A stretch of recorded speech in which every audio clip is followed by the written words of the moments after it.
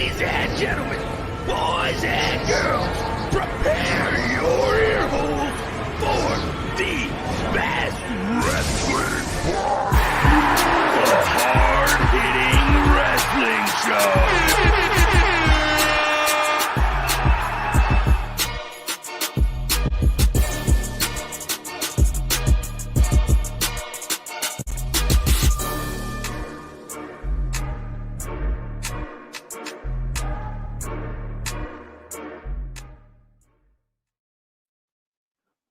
Welcome to the Hard Hitting Wrestling Show. The road to Summerslam is finally making it stop right here. That's right. We have our prediction show tonight, ladies and gentlemen. So again, thank you for tuning in to our show. This Sunday, August 23rd, 2020, WWE will be broadcasting from Amway Center in Orlando, Florida. It will be their 33rd event on the WWE's chronological timeline.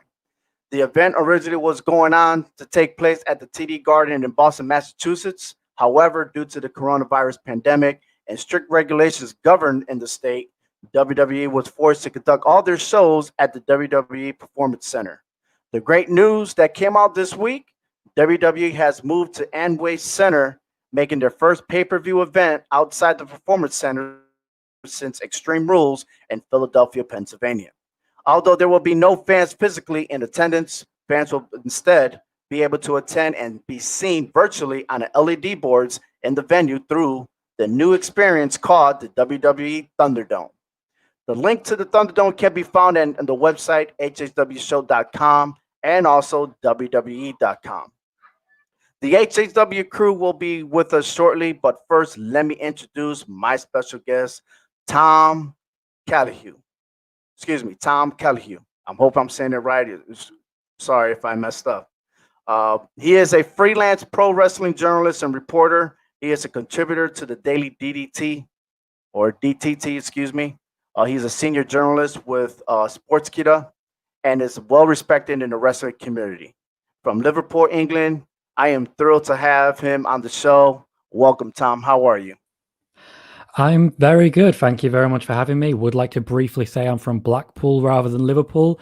Liverpool, the voice is very different. They are Scousers and everything comes with a noise to it. Fair enough. Appreciate it. So again, welcome to the show. Hey, please tell everybody about yourself. Okay. I've been a wrestling fan since 1998. The first show I ever watched was Summerslam 98. Fell out of love with it for a while because we moved across the country here in the UK and I couldn't get to it.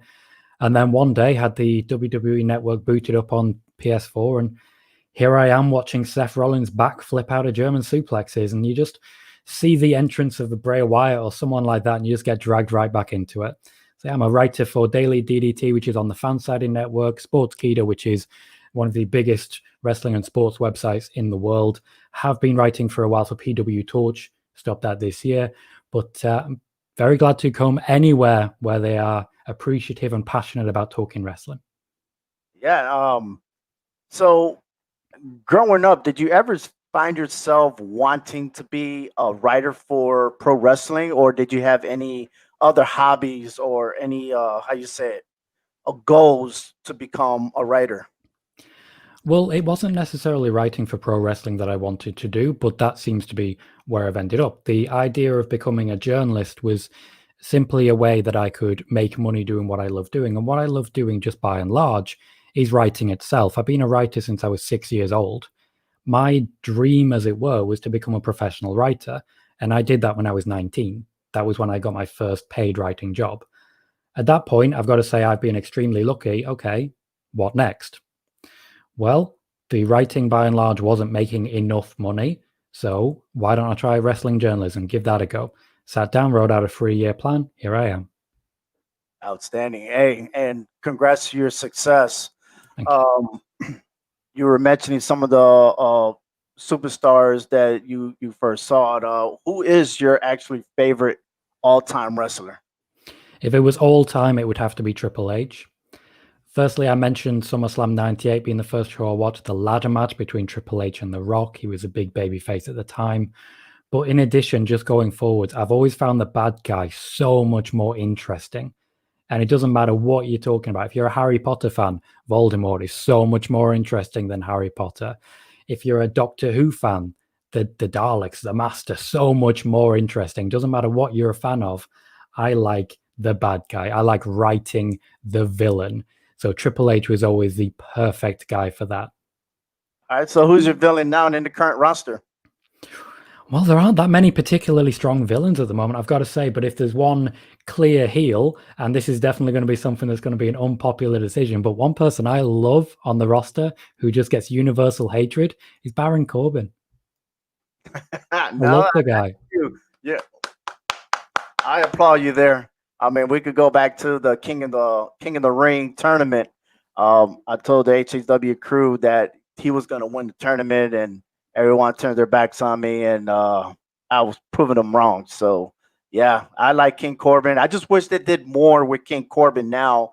I just dislike him always. You know, he finds a way to elevate the storyline, but then when it comes to the matches, he's always at the losing end. You know, and that's something that frustrates me time after time. Like it's just like that talent, gone away. Yeah, I always found with Corbin that he's a bit of an attitude era throwback. When I first realized how good he was the chairs match against Kalisto at TLC when he was just using weaponry in different ways. You look at his feud of Ambrose when they were bringing in a forklift and using everything there, and then they just pulled the rug out, stuck it on the pre-show, and just had it as a standard wrestling match. I always felt with Corbin, he's got everything you need. You look at what he did on Talking Smack and how he was able to put himself over in that regard and elevate everything. There are ways to use people that suit them, and there are ways to use people that suit the company. I wish sometimes they lent more towards suiting the wrestler than the company. Right. And we're going to talk more about Baron Corbin in just a bit. Let's look at the woman's side of the house. Which female current superstar do you see that you most like? Well, dating back, I was always a huge Becky Lynch fan. When I first started watching again, the Four Horsewomen were just coming through, and we had the triple threat with Charlotte, Becky, and Sasha. And I've essentially been madly craving the Becky Lynch push since then. And it was one of those, I'd be doing predictions for PW Torch, and the first Women's Royal Rumble, I said, Becky Lynch is winning that. The first Women's Money in the Bank, Becky Lynch is winning that. Second Royal Rumble, Becky Lynch, it's got to be now. It's got to be now. And it still wasn't. And eventually she had to force her way through. But also in addition, I love the heel. I love great talkers. I love Alexa Bliss. Right. And who knows what can happen after SummerSlam to see if she's going to be the normal Alexa Bliss or if her character is going to change to the dark side. So, most definitely. On your YouTube channel, you like to do a lot of reviews of NXT, SmackDown, and Raw. And one of the questions I would like to state, and you hit pretty much hard on your last episode about Retribution, how they started the show on Monday Night Raw, and then they turned it off broadcast for some odd reason, and then we didn't hear about them. Do you feel like, in a sense, they're like two different groups of Retribution, or what's your take on it? It does feel that way sometimes. You look at Retribution on Raw, and they're a bit useless. They just are. They first appeared by throwing some petrol bombs at a load of electrical equipment that was set up. Hey, they still managed to get a show out of it, so clearly that didn't work out. I can't even remember what they did the second week. But the third week, as in this week just gone, they forced a commercial break at the exact point where we normally have a commercial break, and then they were gone. Now on SmackDown, they're literally taking over the show. They're forcing everyone to get together and combine, and Big E to step up and say, look, we're going to deal with this. Admittedly, they did that on Raw, but if you trade the names a little bit, trade McIntyre for Big E, trade Corbin for Seth Rollins, it's a carbon copy of the same thing. I know Retribution was supposed to be more. They were supposed to be shutting the Performance Center down. They were supposed to be forcing the WWE to move to the Amway Center. Then the information leaked. WWE changed the story. Right, and it seems like a ongoing thing. Being in the wrestling community and people just reporting that Vince McMahon has a habit of changing things at the last minute or in even the last second. Yeah. But hey, SummerSlam this weekend. Do you have a favorite match that you are anticipating for this Sunday? Well, I think there's a lot of good matches. There's even though quite a few rematches, I think they are quite good. Like all three women's matches look really exciting. Hair versus hair for me is definitely going to make at least 1 star, possibly 2. But for me, the one match I'm most excited for, now that they've really added a twist, is Bray Wyatt and Braun Strowman. Leading into the Swamp fight, I wasn't excited. I didn't really get that excited by the match. And when they showed it, there was so much shaky cam, I ended up dizzy and feeling ill at the end of it. But this time, with the Fiend involved, with Alexa Bliss playing as she has, and with Braun Strowman really leaning into something we've not seen much of since his first Monster Among Men run, I think that's going to be quite exciting. Right. You that on point. I'm actually looking forward for that match myself. Well, we got plenty of matches coming up, especially in our prediction show. Let me introduce the rest of the crew here. We got Hector, Frank, Big Jace, Tyler. Uh, hey, the HHW crew is in the house right now, getting set for SummerSlam this weekend, August 23rd. 6 o'clock kickoff time, 7 o'clock the show will start on the WWE Network. You're supposed to see something great going on in this show, new looks, new visions, and we'll have to wait and see how that goes, especially on this Friday on SmackDown. But hey, we also have somebody else that couldn't be with us on the show, but he's going to start narrating each match, and that is no other than Steve from the SCW Wrestling Channel. You can put into his YouTube channel, and that's another thing. Also, Tom, he also has a YouTube channel himself. Is just what it says on his name, Tom Colohue. So go ahead and tune in, subscribe to his channel, and get the latest news updates from Raw, NXT, and SmackDown, from the previews to the reviews and everything else to it. So again, thank you, Tom, for coming on to our show. So hey, let's start off with our very, very first match. So this match hasn't been announced yet, but Matt Riddle versus King Corbin is the match that we expect to be added here. It's time for King Corbin to come off his throne and see if he can put the King of Bros away in the ring. We'll have to wait and see, but I have loved the build for this match. I mean, it's been great fun. Riddle new to SmackDown. We've seen him put the King's Ransom on there. People have been going to see if they can take Riddle out, including Shorty G, which of course has made him sort of turn heel over the last couple of weeks. But when it comes to King Corbin himself, I don't think he's going to get the job done. Matt Riddle, rumored already to be in the top 3 of babyfaces on the side of SmackDown. So for me, it's new, it's fresh. Riddle picks up the victory at SummerSlam. All right, Hector. So, what do you think? You agree what he was saying? What's your pick on this? Yeah, I totally agree. I mean, Matt Riddle is the next up and rising star on SmackDown, and obviously he's a big threat to Corbin, because Corbin's putting out a King ransom on him. He's willing to give that to anybody who will take him out. So, yeah, I like what the bro man is bringing to SmackDown. So I got him on that match also. All right. Bro, that's all I'm gonna say. He's gonna take Corbin out. Corbin has that ransom, and he ain't gonna have it. So, bro, Yeah, right there, Frank. Because that bro don't sound like bro. Hey, you're not all that excited. It's a little hard to imitate him, but it's All right, Tom. What you got, Tom?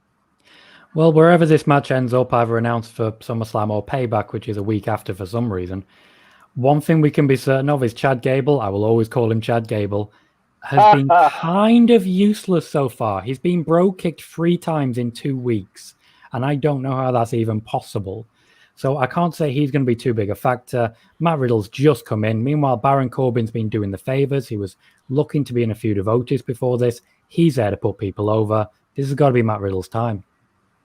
All right. Yeah, you're right there. This is definitely Matt Riddle's time, but I do think Shorty G is going to get involved in this match and be the reason that Riddle loses. I think he's going to have, or wins, I'm sorry. I think he's going to get King Corbin distracted by accident, and Corbin is going to take it out on him afterwards. for trying to collect the ransom and then ultimately costing Corbin the match. This is going to be a clean sweep here. I'm going with the bro, but one thing, definitely Shorty G is going to get involved, and Baron Corbin has Shorty G around his finger. No, not that many people noticed it, but Baron Corbin called Shorty G Chad on Friday. That's big after he gave him the name Shorty G. So that's interesting. That's an interesting dynamic. Of course, Shorty G is going to get involved, but it's bro time, and SmackDown is the bro show. Bro. Well, SmackDown could be the bro show, but Jason, I'm going to disagree with you. This is not a clean. Don't you do it. Oh. Yes. Don't you do it. Look, man, OV. you guys said it all, but you picked the wrong one. Because, yes, Shorty G is going to be a factor in this match, and that's if this is a SummerSlam match, okay? So we don't know if that's official yet. However, if it is, or even if it was on SmackDown, Shorty G, if you looked at last Friday, Shorty G was trying to make an apology and stuff like that, and guess what happened? Baron Corbin attacked Riddle from behind. Same thing's going to happen, and that's why I'm picking Baron Corbin, because the storyline is going to continue. All right. And when I'm right, I'm usually right. Nah. Usually is a bold claim. So, hey, we'll continue on with the next match, and this is for the United States Championship. If you don't ask me at Extreme Rules what I felt about this match, I'm going to be honest with you, I felt a bit lackluster on it. I didn't feel much of it. We've seen the build on the last number of weeks, and they've certainly put a lot of time and a lot of effort into this rivalry. So I must admit, when MVP lost the match a couple of weeks ago with the flickering lights, it became a bit more personal, it felt, with these two. So, I mean, for me, I've been slightly more in favor of this than what I had been previously.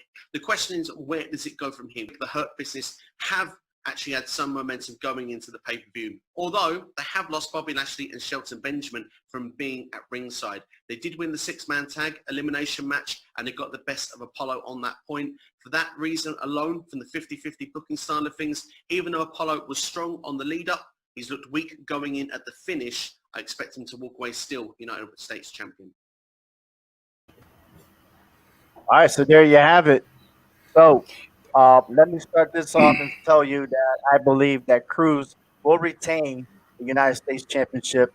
I don't think MVP has the will to find a way to defeat Cruz unless he finds his way to cheat himself. But even with that, I still think that Cruz is going to have it. And it's going to cause a lot of friction within the Hurt Business because, like we've been saying for the last couple of weeks, what's the agenda for MVP? Is it solely the United States Championship or what? Because he was supposed to guide, Bobby Lashley and Shelton Benjamin to become champions. So Cruz wins. Hector, what do you say? Yeah, I think Cruz is going to win. He's got the momentum over MVP, even though as great as MVP is as a competitor in the ring. But, Cruz just got his number right now. And it doesn't matter if the Hurt Business is out there or not. Cruz has his little posse on the side too. So, they're going to find a way of helping him win this match. So he's going to come out winning that match and keeping his title. MVP. He's going to win. Why? Because he's from Florida? Exactly. He's from Miami. He's going to win. He's going to find a way to win. He wants that title. He brought that title in. He needs to carry that title officially. Yeah, but he has to pay them taxes first because he spent $1 million without paying taxes. So, hey, it is what it is. Tom, what you got? I think when he started this whole feud, the whole idea was that Bobby Lashley would be the one getting the benefit of it. And as he spent more time working with people, he's got more offers from backstage, do this, get a better deal. And it's become more about him. But I'm confident by the end of it, he still wants to make sure that title, which was clearly made for Bobby Lashley, goes around Bobby's waist. In order for that to happen, Apollo Crews is the opponent ideal for it. So I think Apollo Crews wins this one, this particular feud between the two men essentially comes to an end, and then Bobby Lashley gets back involved. I like that. All right, I can see your reasoning behind that. It makes sense. But I'm actually going to pick MVP to win the title tonight, or on Sunday night, because I think that he has finally convinced a certain friend of Apollo to jump ship and join MVP's faction. Cedric Alexander may get involved in this match and cost Apollo the title to join MVP's faction. So for that reason, I'm sorry? You think that he is convinced to jump ship to MVP? I think he is going to be soon. If not at SummerSlam, it will happen soon. We will see Cedric jump ship. But I'm going to bet that it happens at SummerSlam and MVP walks away with the gold. Okay. I mean, normally when I'm agreeing with Frank and Tyler, things don't go too well. But I am going to do it, and I'm picking MVP. Honestly, it's just because I'm not feeling this Apollo Crews title ring. He is great in the ring. Like, he's excellent in the ring. Just outside of the ring, his whole gimmick, like, just something is off. He just doesn't have it. And you need it in the biz to be a champion. And in the ring, he's got it. But outside the ring, I'm just not feeling it. He is showing improvement in the mic. Yes, he is. A little bit. He was almost still canceled. All right. I'm surprised. I really am. I thought this was going to be a 50-50. Crews, but okay. I'm just curious on your confidence points on this one, but all right, we'll move right along. So the next match we're going to have is the Tag Team Championship, the Street Profits, Andrade and Angel Garza. Big match. So let's look at the Raw Tag Team Championships. On one hand, we've got the Street Profits, Angelo Dawkins and Montez Ford. The other side, we've got Andrade, we've got Angel Garza, and we've got Zelina Vega. Montez Ford has been out with food poisoning, drink poisoning for the last couple of weeks. He made his return this week. Now, looking at both sides, we've seen Zelina Vega was found guilty with a video footage on Raw this week that she was the guilty party. We look from that, Bianca Belair was involved as well at ringside with Montez Ford's comeback match against Andrade. Will she play a factor at SummerSlam? That is the big question. But also the other big question, who is walking away with the W? It's felt for a long time that the Street Profits have been almost needing to relinquish those championships. They've been champions since February. It's been a long reign. It's the same case as you look with other champions sometimes in WWE and thinking, where do they go next? Who is left to challenge after they face these guys? Well, my way of deciding as well is looking at 50-50 booking. WWE loves some 50-50 booking. So if one person is strong on the show before the pay-per-view, sometimes that means they're going to lose on the pay-per-view. Montez Ford come back, you can argue he got his revenge. He got a win over Andrade on Raw. So for me, for that reason, I'm going to go out on a limb. I'm predicting new Raw Tag Team Champions. Angel Garza and Andrade walk away with the W. All right, Hector, you got it. You know, again, I'm going to have to agree with him because this is going to be a makeup or breakup for Garza and Andrade. You know, if they don't win these titles, I don't see them lasting any much longer together. You know, they've gone too long with this communication issue between the two and always getting Zelina Vega stuck in the middle trying to be the mama and breaking these two up. I just think finally they're going to get these titles, you know, and even if Bianca Belair is there, she may even be a distraction to Montez Ford, you know, because her dealing with, you know, Zelina Vega, and that's going to cost them the tag team titles. So we're going to have new tag team titles come Sunday. Frank, what'd your stats say? My stats say it's going to be Garza and Andrade. They've had the Profits have had the title for way too long. All right. We're going for new champions. Tom? I think for this one, it really comes down to lack of opposition. If Andrade and Garza win it, they've got potentially Ricochet and Alexander, but if Alexander switches sides, or in fact, if Ricochet switches sides to the Hurt Business, that team's gone. They've already been facing the Viking Raiders separately, together. There's nothing new there, and there's so many ways to write this because Andrade is on the biggest losing run of his career, and Angel Garza is on the biggest winning run of his career. For me, I think this is going to be the Street Profits, and I think there's going to be a call-up of a new tag team for them to face.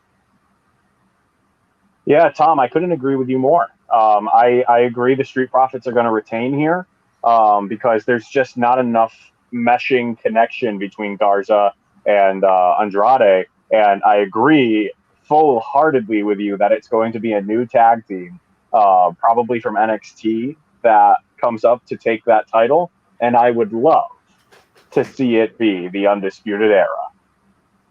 Of course. Everyone on the bottom's agreeing right now. Street Profits take it. Bianca Belair cancels out Zelina Vega. And, I mean, Angel Garza is going to have Demi Burnett on his mind, the Bachelor contestant. So that's just too much dysfunction. And they've shown that they can get it all together to get wins, but this is their one title shot, and it's the toughest. It's the toughest when you're going for the title. It's the toughest match you're going to have, and I don't think they're going to gel. I agree. You guys all have great points, man. But by default, I'm going to go for Angel Garza and Andrade just because they have been the most active superstars since the last pay-per-view. We haven't seen the Street Profits. They just now coming on board with this storyline, okay? And, you know, well, he almost died. Yeah. I'm talking about even before that, you know. And I don't know. It's like they got the tag team titles finally being defended, but it was held hostage for a while, you know. Yeah. And Andrade and Garza day in, day out, handling their business almost every Monday. And because of that, I'm picking them to win. Now, you're right. You had a point there. They had a miscommunication. They had their egos involved. But, hey, what team does not have ego issues? What team, no matter what sport you're in, right, are they all going to get along?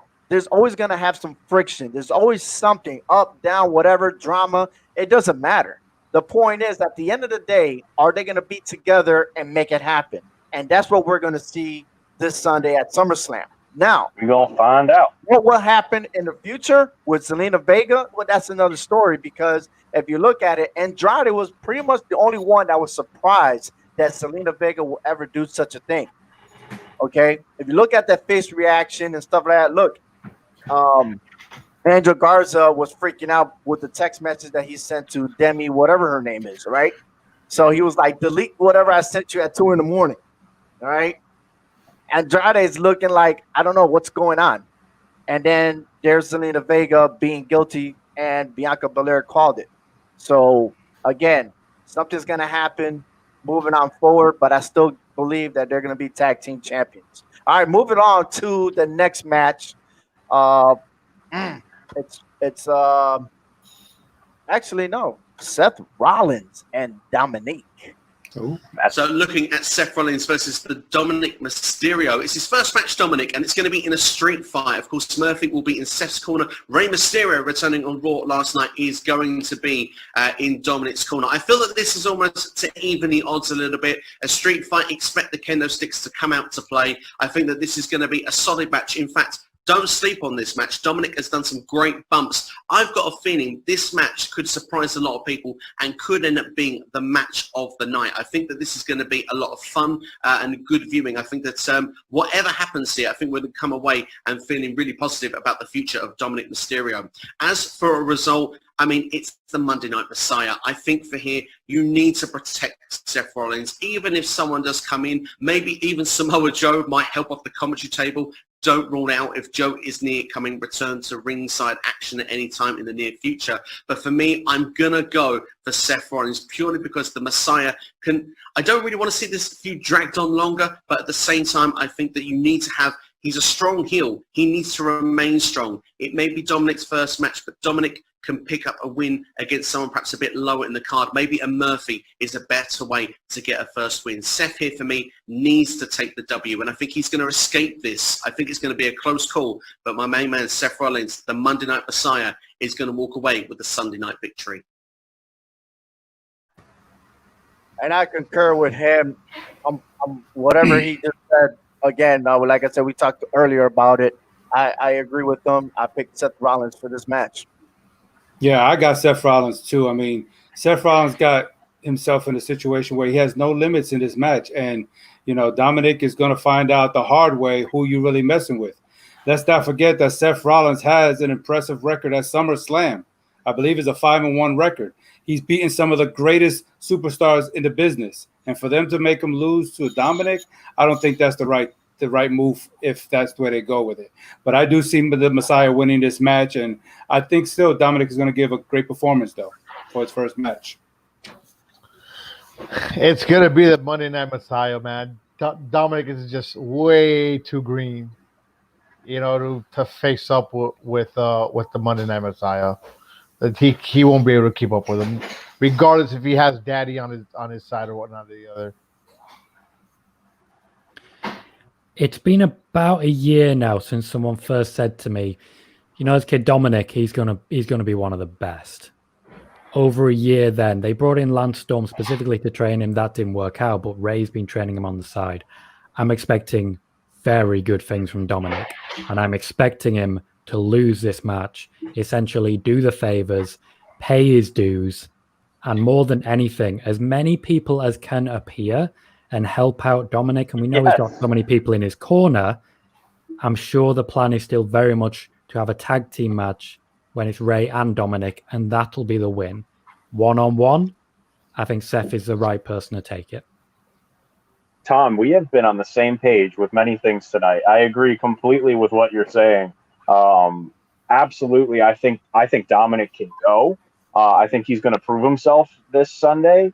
But no way can we give him a win this early in his career over one of the best on the roster right now, one of the best in the world right now, Seth Rollins. He's incredible, but I agree with you. I think we're going to see all of the ghosts of Seth Rollins' past involved in this match. So it's going to be super entertaining, and I think Rollins is just going to squeak away with it at the end and have a roll-up runaway victory where he's, running up the ramp to get away from all of his enemies. But going to be fun to watch. I'm picking this as my match of the night. Now, I said a lot of good things when Cain Velasquez came to the WWE. I thought it was going to be great. He put on great matches outside. Now, I want to agree with all of you. I want to say Dominik's going to come in and do great stuff because he did grow up in a wrestling ring. But Cain put a sour taste in my mouth, so I'm not going to say that's going to be the match of the night. But Monday Night Messiah is going to win. While he isn't a face, he is the face of the WWE right now. He's the biggest superstar there. And he's not going to win to someone in their first ever match. What nice things did you say about Cain Velasquez? Come on, man. Yeah, what nice things did you say? I saw his matches before WWE in Mexico. They were great. And then there was that. Yeah, not great. Not great. In Saudi Arabia. He was doing flips and stuff, wearing a mask. He looked like a giant Rey Mysterio in Mexico. Now let's get back to SummerSlam. And yeah, this is the first clean sweep. Did you say the big giant Mysterio? Yes. Go back and look at those matches. Cody Rhodes, he was tagging with Cody. He looked great. He was doing Thank you. We're gonna table this for next episode because I gotta see this. Oh, look at it! You just made the highlight on the show, man. Why don't you have a clip of the big giant Rey Mysterio ready to show right now? Why aren't you prepared for this?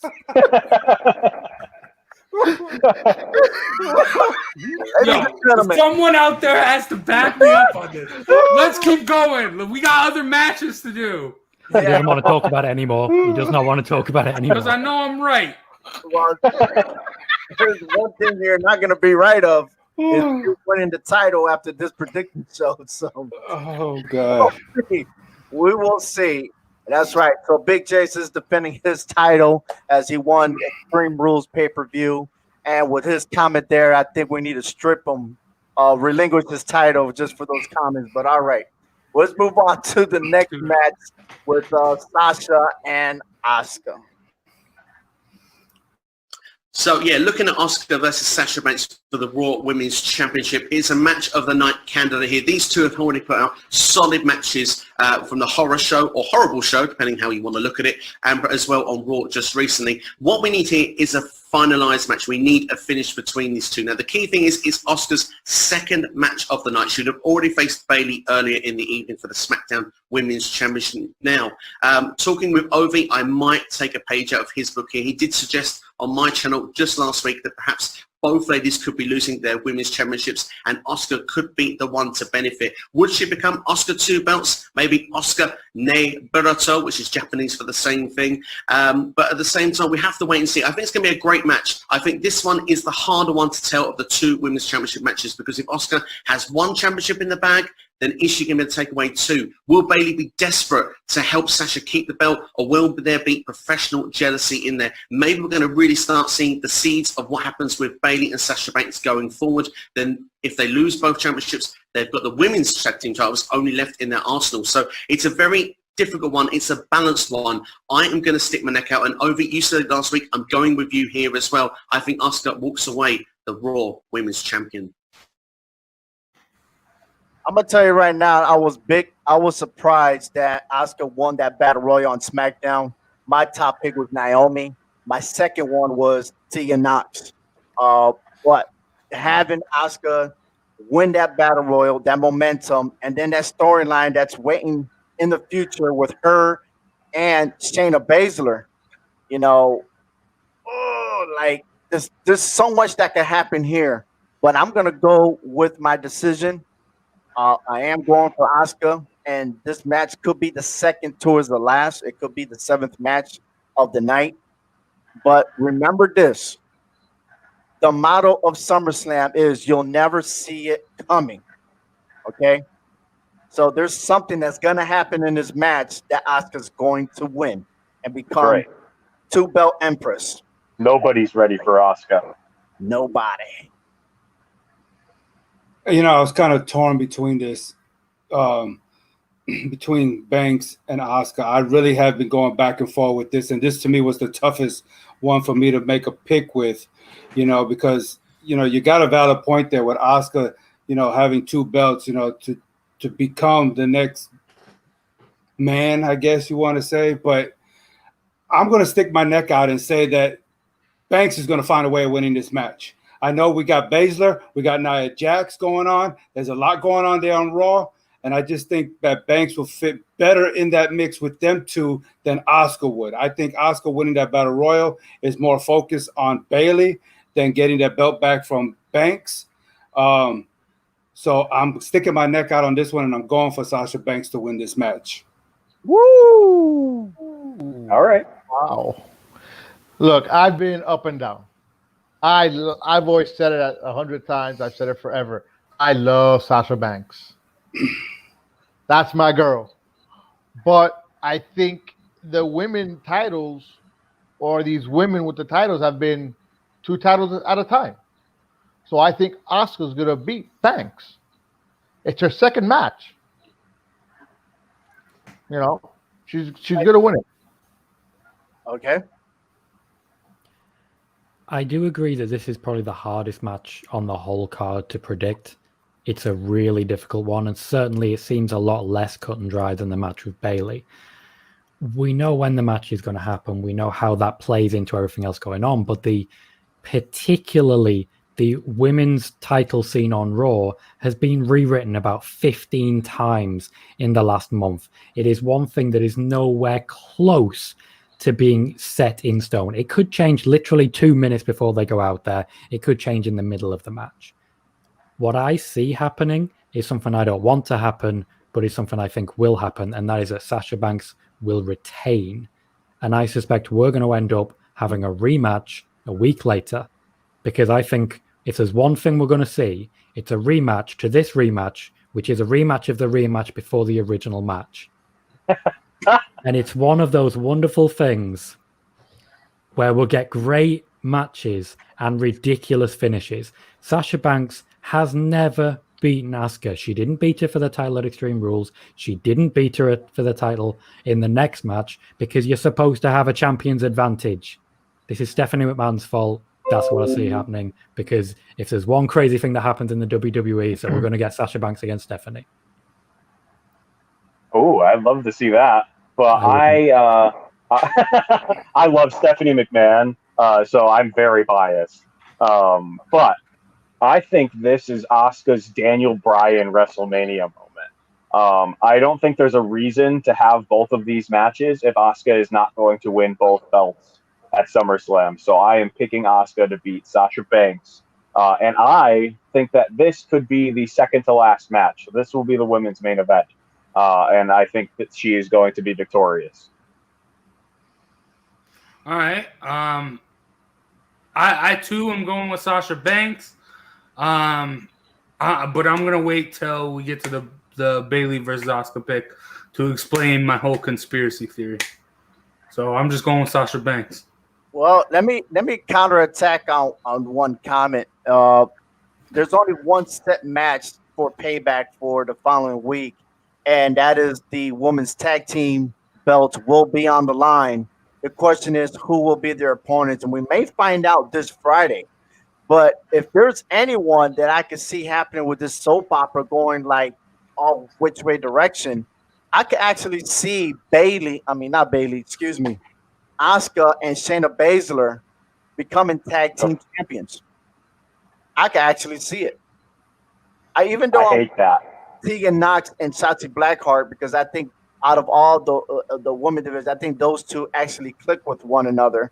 The other fantasy that I have is Shotzi Blackheart with Rhea Ripley, but that's not going to happen. But just keep in mind that when it comes to, I know there's somebody's ringing the alarm. I must be saying something wrong. Duck and cover.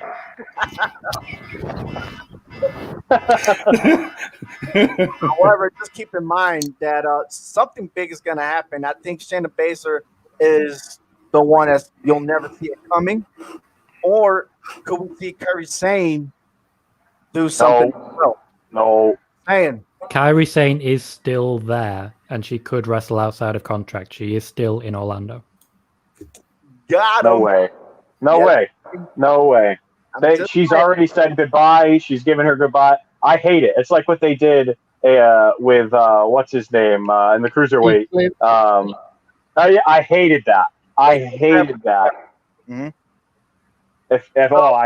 No. Obi, that's how I turn off. That is how I turn off SummerSlam and Payback. If that happens, I'm out. Wow. WWE's writing has been putrid lately. Let's hope they're better than that. Somebody play the violin. All right. We want good writing, not mediocrity. Let's start with our next match, which should be even better just for Tyler, and that is the WWE Championship. Well, this match is probably arguably the most one we're looking forward to for this Sunday. Of course, we've had Drew McIntyre, who's had a hell of a 2020 in becoming WWE Champion, defeating Brock Lesnar in 5 minutes at WrestleMania, getting that big championship win after 18 years as a professional against Randy Orton, a guy who's also had an unbelievable 2020. The Viper has been reignited. The Punter's come back. The Legend Killer is taking out legends almost on a weekly basis. The question here is, where is this going to lead to at SummerSlam? You'll never see it coming. Is it like an RKO out of nowhere, or is it going to be Claymore country hitting? That's the big question here. For me, the way I look at this going forward, where does Drew McIntyre go next if he picks up the W? There's no one really left for him. I think this is the right time for the title change. Now, I know for a lot of people that say, well, hang on, Drew McIntyre, he needs to continue looking strong. But a championship run is only as strong as the people you're facing against. And if he defeats Randy Orton, you start to think, where does he go next? The people on the card kind of almost don't feel up to Randy's level to go next. So Randy Orton's going to be my pick for that. I feel sorry for Drew McIntyre because you look and say He's not had a chance to defend his championship really, or even win it in front of fans. I think that when he gets the opportunity to win that championship back, perhaps at Royal Rumble, maybe WrestleMania next year, he'll have that moment in front of fans. In the meantime, Randy Orton has had an amazing 2020. He's got a chance to capitalize on that and hold the championship for the first time in a number of years. I think that this is the Viper's time, and I wouldn't be surprised to see this feud carry on beyond SummerSlam. So for me, I'm going to go for Randy Orton to pick up the W. All right, Hector. Do you agree or disagree? I disagree. I think Randy Orton can rebound better than what McIntyre can with a loss. Randy Orton has gone down a dark path. I mean, darker than he's ever been, you know, and I think he's really cementing his legacy as the legend killer. But I think he's biting off a little more than what he can chew right now. And, yeah, I know Drew McIntyre hasn't had quality opponents, but he's still got some kind of momentum going into this SummerSlam.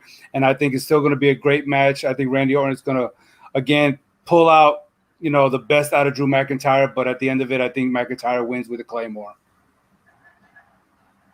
I disagree with you, Hector. It's going to be Randy Orton. He's going to take it. Wow. I'm sticking back to what I said last week. Remember this. He's learned from Ric Flair, the dirtiest player in the game. Ric Flair is going to have something to do with this, I believe. It's going to be Randy. I get a feel sometimes, like when I'm watching a New Japan match, where it doesn't matter who wins because I know whatever comes next is going to be great. That's the feeling I get from this match. Unfortunately, I don't think the finish to this match is going to be pretty good. I think what's going to happen here is this is the quote-unquote, you'll never see it coming, and I think we're going to get a no contest because of retribution. Whoa. Interesting. All right, that's a hot take. The last two, I don't know. I'm kind of conflicted based off of what Tom said and what Frank said. But I'm going to go with my safe pick here. I think Drew is going to hold that title until Brock Lesnar returns and takes it off of him. So I think there's no way Randy wins here. I think I agree with you, Frank, that Ric Flair was never punted, and he is going to involve himself in this match. But I don't think it's going to cost Drew the match. So Drew McIntyre all the way. I mean, Randy Orton, while he's doing great, he's a legend killer right now. And Drew McIntyre, as far as I'm concerned, he's not a legend. And I think this is going to be a big the championship run for Drew is going to be longer than just this. It's going to take some time. And when Steve was introducing this match, he said, where does Drew McIntyre go from here? Seth Rollins is right there. And that's something we have to see before Drew's championship run is over. And also, I mean, Rey Mysterio's back. He's a legend. And there's another legend for Randy Orton to hunt there. So I think Drew McIntyre takes it.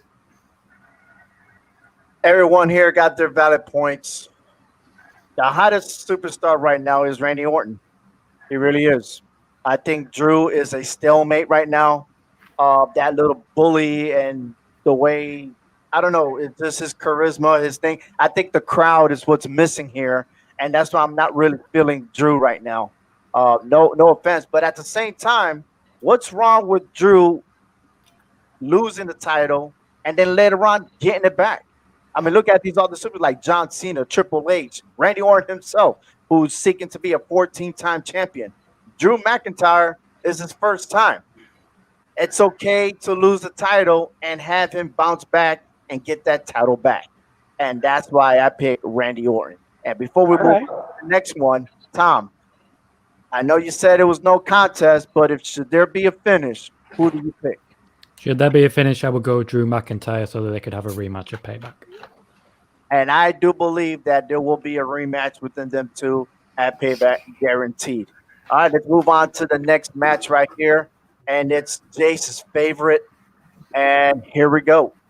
Well, this is the first match of the night for Asuka, of course, taking on Bayley for the SmackDown Women's Championship. Now, the thing is, these two have had multiple matches recently on Monday Night Raw, and now we're going to see it on SummerSlam. It almost feels like it's revenge here for Kairi Sane. I'm so happy that it was mentioned on Monday Night Raw of what Bayley did to Kairi and how that they have got rid of her from WWE. I think that that puts a little bit of sting into this match. Asuka has got 2 matches in the evening. You would say if she was to lose both matches, or perhaps lose the first match, which she has against Bayley, that it wouldn't put it in good stead for later in the night. So for me, for that reason, I'm going to go for Asuka to pick up the victory, to put the momentum and to put pressure on Sasha Banks for later in the evening. So for me, Asuka will win the championship. I do feel it's a shame because Bayley, I feel, was right to lose the belt to Sasha Banks, but at the same time, Bayley has had such a long, lengthy reign as champion, and it feels that that match with Sasha is not coming anytime soon. I think it would do both the SmackDown Women's Championship and Bayley a favour to have a break from that title.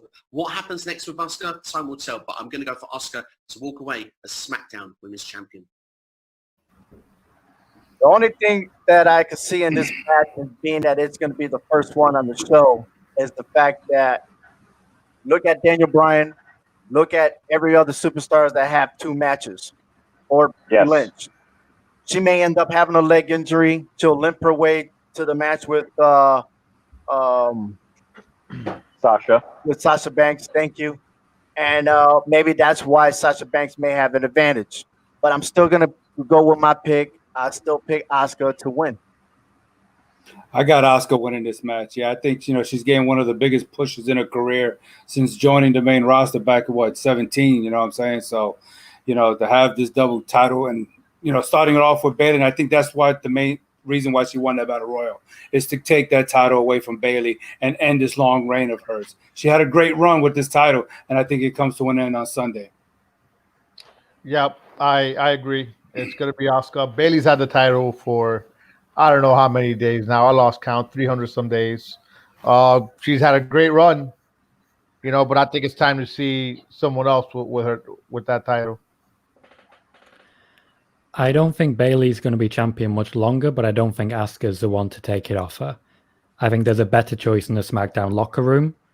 And I think when it comes to the brand split, I think there's going to be too many questions if she wins this. I think Bayley retains. And as I've mentioned before, I think later in the night, Asuka loses again. Wow. As I said earlier, I think Asuka walks away as Asuka 2 belts. So pretty easy pick here for me. Asuka wins. There's nothing easy on these ones. I'm telling you that now. This honestly, you raise a good point, Tom, but for me, this felt like the easiest pick of the night. Same. Felt the easiest one for me. That's funny. We go the opposite way. Look at that. They agree again. All right. I'm going Asuka here. And this is the first time I've been a part of where we've done a pay-per-view and no one's mentioned how Bayley and Sasha are going to start butting heads. This is what's going to happen. Asuka's going to win. Bayley's going to get frustrated that she doesn't have a belt and Sasha Banks does, and she's going to get jealous. And we're going to see the Bayley versus Sasha down the line eventually, but with the roles reversed, where Bayley's the heel and Sasha's the face. That's my tinfoil hat conspiracy. Asuka gets the dub here. Okay. Hey, there's nothing easy. I think out of all the wrestling matches or all the pay-per-views that we've been picked, this has got to be the hardest one just because we don't know what the end state is on any of these matches. We could go back previously and be like, oh, this was easy. This was too predictable. This and that. This is not a too predictable type of matches. Anything could go. And that's why I'm favoring that this is going to probably want to be the best pay-per-view so far in 2020.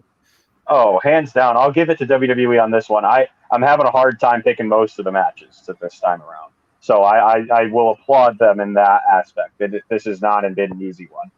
And we got 2 more matches to go. And before we continue, I want to say that this show is brought to you by Clovercrest Media.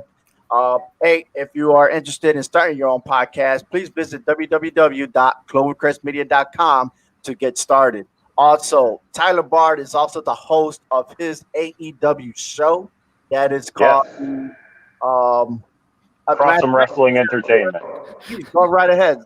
Do your promo. It's the Crossum Wrestling Entertainment. We cover AEW's Dynamite and also delve into AEW Dark and any other promotion that they'll be doing at the time, but mostly a hard focus in on Dynamite every Wednesday at 8 o'clock Eastern Time.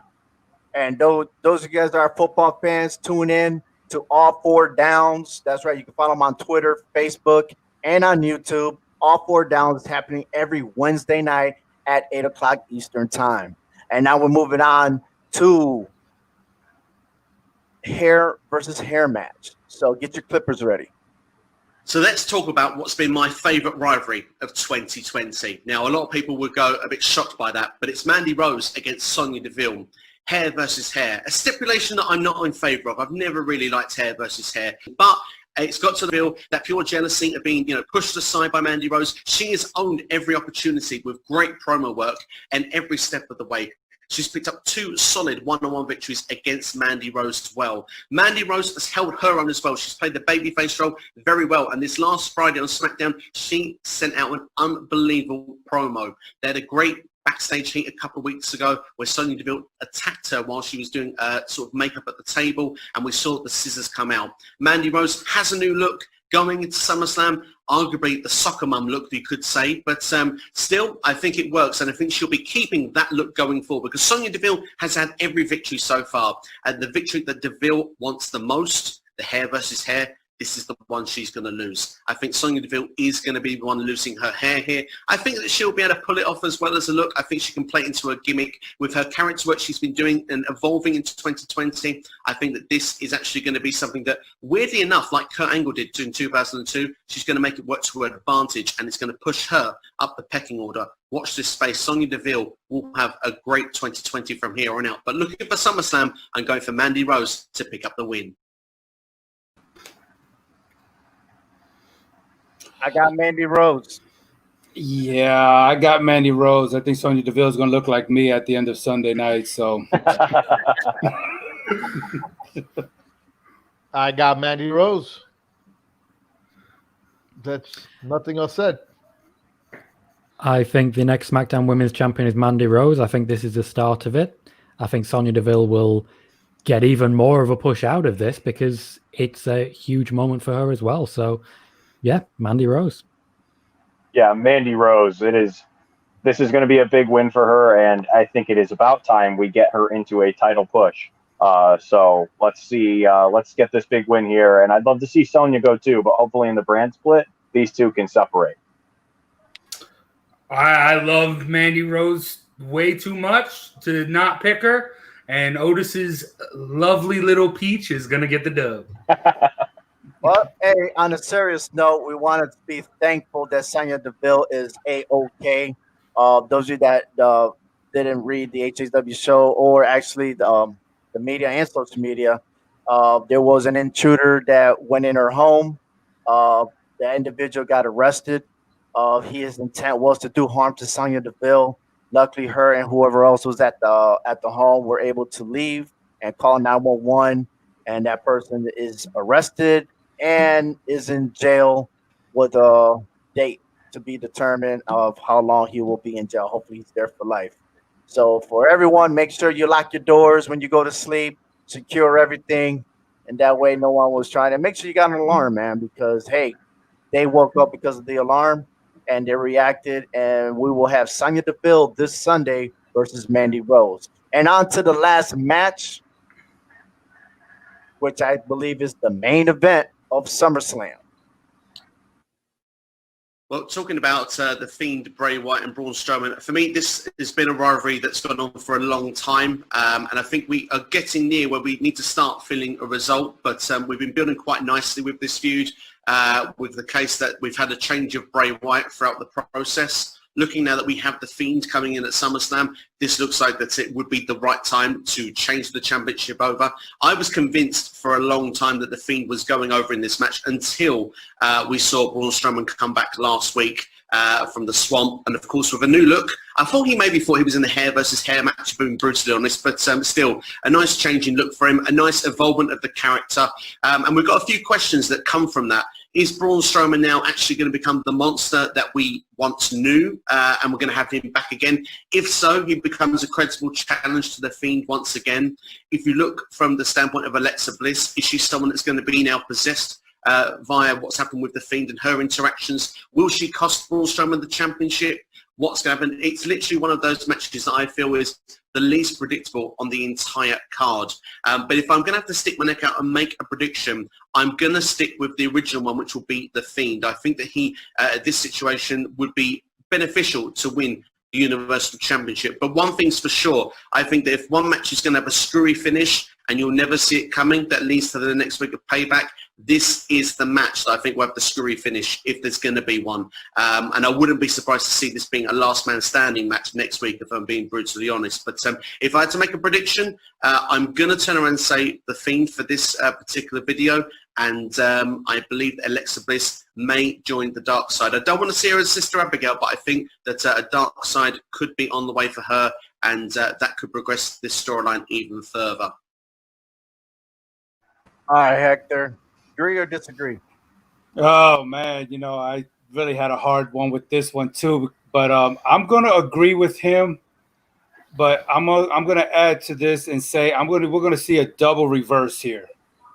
I think what Bray Wyatt, the Fiend, has done is created the true monster, and now I think he's going heel, and we may see a semi-face Fiend with Alexa Bliss on his side. And for that reason, I see him taking the title away from him, okay, leaving this to maybe end at Payback, and putting Strowman to go rushing maybe after the Intercontinental title and AJ Styles and maybe trying to run that show. But did the Fiend wasn't his picture not hung up in the Firefly Funhouse? I thought I saw him hang up the picture of Braun Strowman in the Firefly Funhouse. And if that's the case, I think he's going to put the big man down. So I got the Fiend winning the belt. Okay. The monster among men, he's ticked off. When a man that size gets pissed off, he's going to do harm. So yeah, just like Andre, right? Exactly, just like Andre. That's the best wrestler of all. All right, but we're not for the show. No, but it's going to be Braun Strowman. That heel turn he's doing is going to do good for him. All right. I don't personally see this as a heel turn for Braun Strowman. I just think he's getting a bit more intensity about him. Nor do I really see it as a face turn for the Fiend, because the Fiend really is way beyond face and heel. The Fiend is something completely different. He very much operates out of his own thing. The involvement of Alexa Bliss has made this much more interesting. But I think for my prediction, I would have to think of really base things rather than going into that world and into the kayfabe. In the absence of Roman Reigns, there is no one else at the top level on the SmackDown side. No one. The Fiend is the only person they have. Braun Strowman, they have worked very hard to get him there. But when he wasn't feuding with the Fiend, when Bray took some time off to have another kid, he ended up feuding with Miz and Morrison. They need a change at the top. They need a change of the guard. And I feel it is definitely the right moment for the Fiend to regain the title, even though I have no idea outside of Roman who could actually take it away from him. For that reason, I agree with you, Tom. I think the Fiend wins handily over Braun Strowman. I think it's going to be Braun will get his licks in, but I don't think he's going to get the Fiend close to a 2 count. I think it's going to be a big win for the Fiend to set up Roman Reigns' return, maybe for Survivor Series, and we can see Roman versus the Fiend at Survivor Series for the title. I agree with what Frank said. I mean, Braun Strowman's pissed, and when there's someone that big, someone is mad, someone's going to get hurt. But the thing is it's the Fiend. Let's rewind to the Hell in a Cell. While it wasn't a good finish and whatever, the Fiend took everything from Seth Rollins. There were ladders. There was everything getting thrown on top of him, and he still came out fine. And now we got Braun Strowman. Now, I agree with Tom. Like, I don't think this is a real heel turn. This is just a WWE giant where we kind of want to make it fit into the story. So let's make him kind of mean. But, I love The Fiend too much to pick against The Fiend. But I do believe in my heart that The Fiend comes out on top. Well, let me add some notes in here. I like this response from Luis Rodriguez from Eufaula, Alabama. Another buddy of mine. We grew up from New Britain. And he says, a man that pissed can also make mistakes. I like Fiend in this match. And also Brooke Bayley, he says the Fiend is going to win. So on that note, let me tell you, I am picking the Fiend to win. Now, I agree with you, Tom. With Alexa Bliss in the storyline, it's very hard to see what outcome. What is it that we will see, or shall I say, what will happen, so they can say that you'll never see it coming? Maybe I should add a bonus to this. There is a Money in the Bank winner that can probably steal the title. And now we talk about Alexa Bliss being in the storyline. Well, this Money in the Bank winner also has, someone that's going to win also this Sunday named Mandy Rose. Don't do it. Don't you dare. Don't you dare. Ovi, no. So let me add a bonus to you on this, and we'll go real quick around before we end the show. Do we see the Money in the Bank winner, Otis, cashing in this Sunday? Winner. Hector? No. Frank? Nope.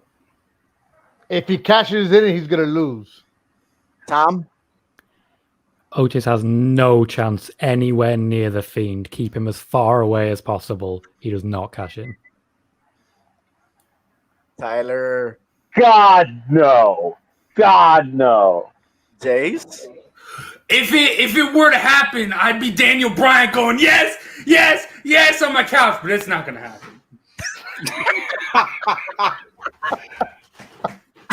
Alrighty then. So, hey, that just covers the whole entire list of the SummerSlam. Like I said, it's happening this Sunday, August 23rd. Kickoff starts at 6 o'clock. We will have a kickoff show 30 minutes prior to the show. Also, this Saturday, 6 o'clock, the HHW show will broadcast the kickoff show and a new prediction show for NXT TakeOver 30.